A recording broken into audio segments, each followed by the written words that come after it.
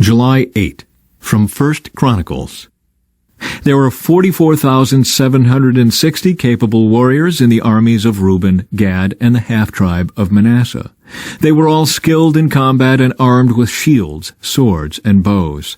They waged war against the Hagrites, the Jederites, the Naphishites, and the Nodabites. They cried out to God during the battle, and he answered their prayer because they trusted in him. So the Hagrites and all their allies were defeated. The plunder taken from the Hagrites included 50,000 camels, 250,000 sheep and goats, 2,000 donkeys, and 100,000 captives. Many of the Hagrites were killed in the battle because God was fighting against them. The people of Reuben, Gad, and Manasseh lived in their land until they were taken into exile. The half-tribe of Manasseh was very large and spread through the land from Bashan to Baal-Hermon, Senir, and Mount Hermon. These were the leaders of their clans: Epher, Ishai, Eliel, Azriel, Jeremiah, Hodaviah, and Jediel. These men had a great reputation as mighty warriors and leaders of their clans. But these tribes were unfaithful to the God of their ancestors. They worshipped the gods of the nations that God had destroyed.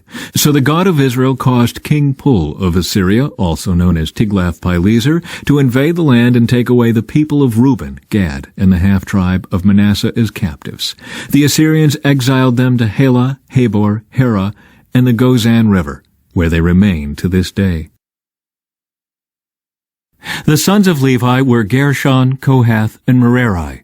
The descendants of Kohath included Amram, Izhar, Hebron, and Uzziel. The children of Amram were Aaron, Moses, and Miriam. The sons of Aaron were Nadab, Abihu, Eleazar, and Ithamar. Eleazar was the father of Phinehas. Phinehas was the father of Abishua. Abishua was the father of Bukai.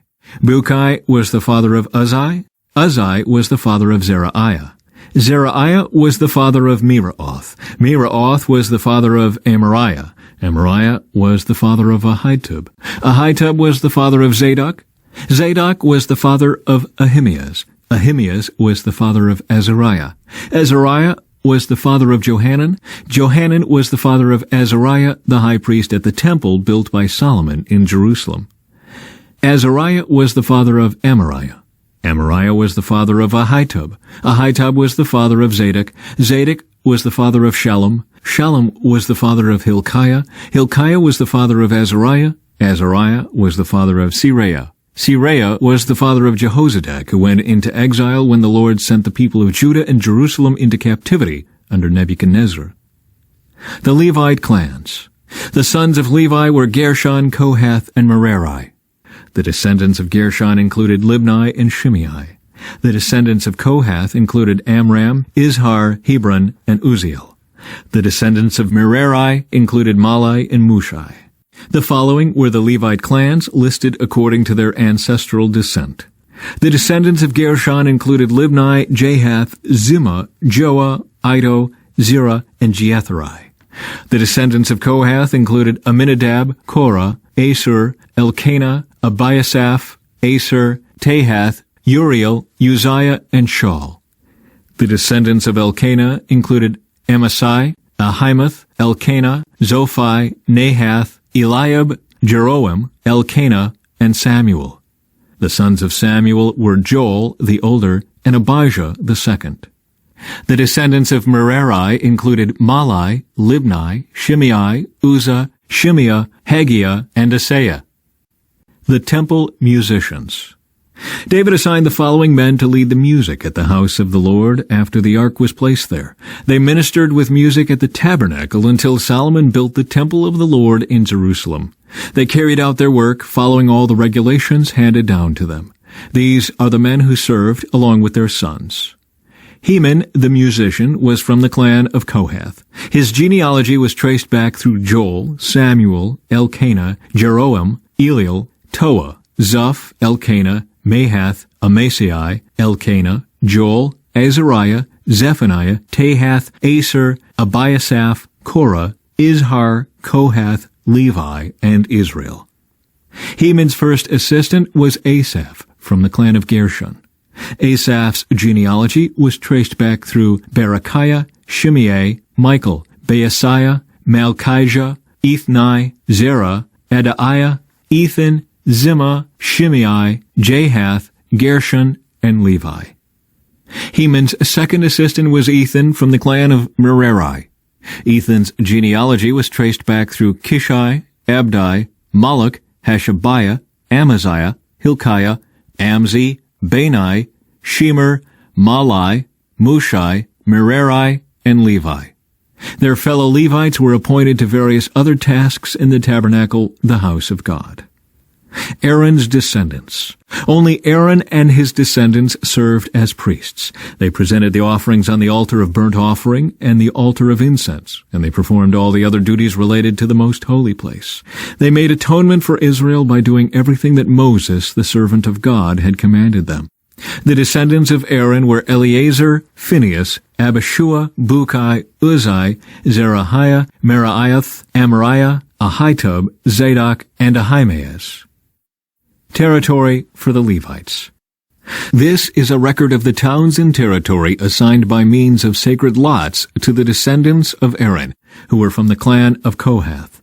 This territory included Hebron and its surrounding pasture lands in Judah, but the fields and outlying areas belonging to the city were given to Caleb, son of Jephunneh. So the descendants of Aaron were given the following towns, each with its pasture lands: Hebron, a city of refuge; Libnah, Jatir, Eshtemoa, Holon, Deber, Ain, Juttah, and Beth-Shemesh. And from the territory of Benjamin they were given Gibeon, Geba, Alameth, and Anathoth, each with its pasture lands. So 13 towns were given to the descendants of Aaron. The remaining descendants of Kohath received 10 towns from the territory of the half-tribe of Manasseh by means of sacred lots. The descendants of Gershon received by sacred lots 13 towns from the territories of Issachar, Asher, Naphtali, and from the Bashan area of Manasseh east of the Jordan. The descendants of Merari received by sacred lots 12 towns from the territories of Reuben, Gad, and Zebulun. So the people of Israel assigned all these towns and pasture lands to the Levites. The towns in the territories of Judah, Simeon, and Benjamin, mentioned above, were assigned to them by means of sacred lots. The descendants of Kohath were given the following towns from the territory of Ephraim, each with its pasture lands: Shechem, a city of refuge in the hill country of Ephraim; Gezer, Jokmeam, Beth-horon, Ajalon, and Gath-rimmon. The remaining descendants of Kohath were assigned the towns of Aner and Bileam from the territory of the half-tribe of Manasseh, each with its pasture lands. The descendants of Gershon received the towns of Golan in Bashan and Ashtaroth from the territory of the half-tribe of Manasseh, each with its pasture lands. From the territory of Issachar they were given Kedesh, Dabereth, Ramoth, and Anam, each with its pasture lands. From the territory of Asher they received Marshall, Abdon, Hukok, and Rehob, each with its pasture lands. From the territory of Naphtali they were given Kedesh in Galilee, Haman, and Kiriathaim, each with its pasture lands. The remaining descendants of Merari received the towns of Jokneam, Karta, Rimmon, and Tabor from the territory of Zebulun, each with its pasture lands. From the territory of Reuben, east of the Jordan River, opposite Jericho, they received Bezer, a desert town, Jahaz, Kedemoth, and Mephaath, each with its pasture lands. And from the territory of Gad they received Ramoth in Gilead, Mahanaim, Heshbon, and Jazer, each with its pasture lands. From Acts, chapter 26. Then Agrippa said to Paul, "You may speak in your defense." So Paul, gesturing with his hand, started his defense. "I am fortunate, King Agrippa, that you are the one hearing my defense today against all these accusations made by the Jewish leaders, for I know you are an expert on all Jewish customs and controversies. Now please listen to me patiently. As the Jewish leaders are well aware, I was given a thorough Jewish training from my earliest childhood among my own people and in Jerusalem. If they would admit it, they know that I have been a member of the Pharisees, the strictest sect of our religion. Now I am on trial because of my hope in the fulfillment of God's promise made to our ancestors. In fact, that is why the 12 tribes of Israel zealously worship God night and day, and they share the same hope I have. Yet, Your Majesty, they accuse me for having this hope. Why does it seem incredible to any of you that God can raise the dead? I used to believe that I ought to do everything I could to oppose the very name of Jesus the Nazarene. Indeed, I did just that in Jerusalem. Authorized by the leading priests, I caused many believers there to be sent to prison, and I cast my vote against them when they were condemned to death. Many times I had them punished in the synagogues to get them to curse Jesus. I was so violently opposed to them that I even chased them down in foreign cities. One day I was on such a mission to Damascus, armed with the authority and commission of the leading priests. About noon, Your Majesty, as I was on the road, a light from heaven brighter than the sun shone down on me and my companions. We all fell down, and I heard a voice saying to me in Aramaic, "Saul, Saul, why are you persecuting me? It is useless for you to fight against my will." "Who are you, Lord?" I asked. And the Lord replied, "I am Jesus, the one you are persecuting. Now get to your feet, for I have appeared to you to appoint you as my servant and witness. You are to tell the world what you have seen and what I will show you in the future, and I will rescue you from both your own people and the Gentiles. Yes, I am sending you to the Gentiles, to open their eyes, so they may turn from darkness to light and from the power of Satan to God. Then they will receive forgiveness for their sins and be given a place among God's people who are set apart by faith in me." And so, King Agrippa, I obeyed that vision from heaven. I preached first to those in Damascus, then in Jerusalem, and throughout all Judea, and also to the Gentiles, that all must repent of their sins and turn to God, and prove they have changed by the good things they do. Some Jews arrested me in the temple for preaching this, and they tried to kill me. But God has protected me right up to this present time, so I can testify to everyone, from the least to the greatest. I teach nothing except what the prophets and Moses said would happen, that the Messiah would suffer and be the first to rise from the dead, and in this way announce God's light to Jews and Gentiles alike. Suddenly Festus shouted, "Paul, you are insane. Too much study has made you crazy." But Paul replied, "I am not insane, most excellent Festus. What I am saying is the sober truth, and King Agrippa knows about these things. I speak boldly, for I am sure these events are all familiar to him, for they were not done in a corner. King Agrippa, do you believe the prophets? I know you do." Agrippa interrupted him. "Do you think you can persuade me to become a Christian so quickly?"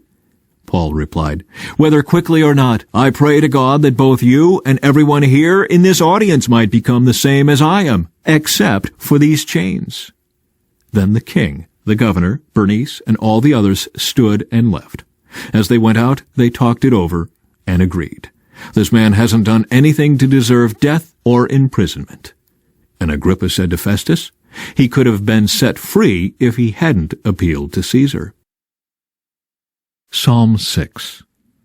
O Lord, don't rebuke me in your anger, or discipline me in your rage. Have compassion on me, Lord, for I am weak.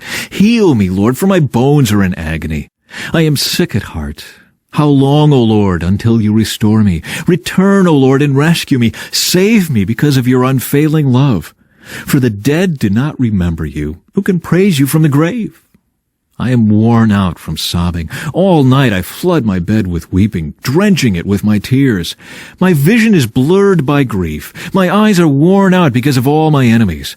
Go away, all you who do evil, for the Lord has heard my weeping. The Lord has heard my plea. The Lord will answer my prayer. May all my enemies be disgraced and terrified.